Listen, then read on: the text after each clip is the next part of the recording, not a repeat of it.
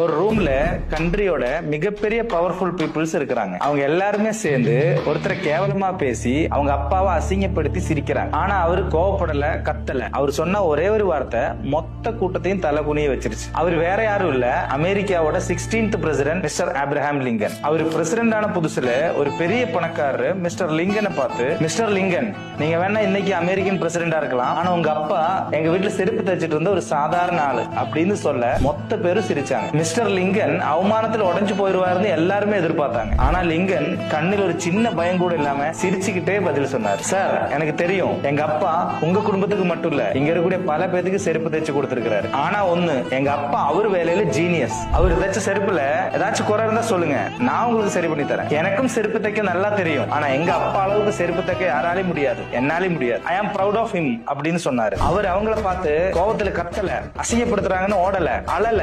That is mastering emotion. No one can hurt you without your permission. வெளியில இருக்கிற negativity உங்களை ஒண்ணுமே பண்ணாது. எப்ப நீங்க அது மனசுக்குள்ள எடுத்துக்கிறீங்களோ அப்பதான் நீங்க பிரேக் ஆவீங்க. So be like mister Lincoln. Stay calm, stay genius, let your success make the state.